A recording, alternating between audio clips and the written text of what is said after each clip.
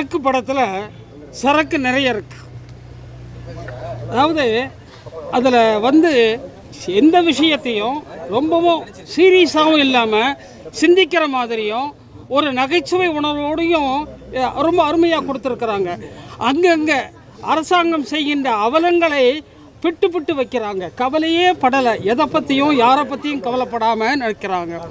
இந்த அம்மா அவங்களுடைய ரொம்ப அருமையான ஒரு நடிப்பு. கதாநாயகியாக நடிக்கிறவங்க ரொம்ப சிறப்பாக நடித்தாங்க. ஒரு விஷயம், நான் ஒரு ஹைகோர்ட் அட்வொகேட்டு, இந்த ரோலில் வந்து அட்வொகேட்டாக இருந்து அட்வொகேட் தொழிலை வந்து கொச்சப்படுத்துகிற மாதிரியும் ஒரு சிலர் வந்து மார்க்கெட்டிங் பண்ணுற மாதிரி வந்து ஒரு அட்வொகேட் ஃபீல்டில் வந்து பெயிலு இந்த கேஸு இந்த மாதிரி விஷயங்கள்லாம் அவர் சொல்கிறாரு.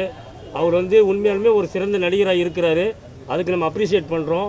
ஆனால் அட்வொகேட் தொழிலை கொச்சைப்படுத்துறதுக்கு அவர் பகிரமாக மன்னிப்பு கேட்கணும்.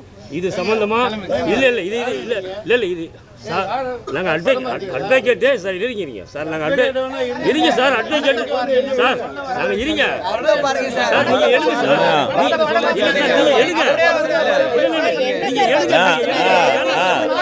நீங்கள் எடுங்க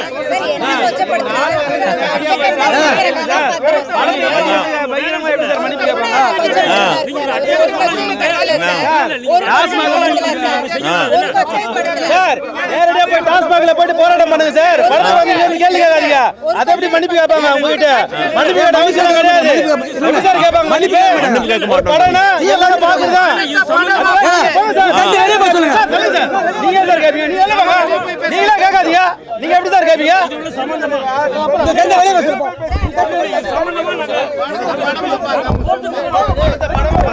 படமா பாருங்க சார்.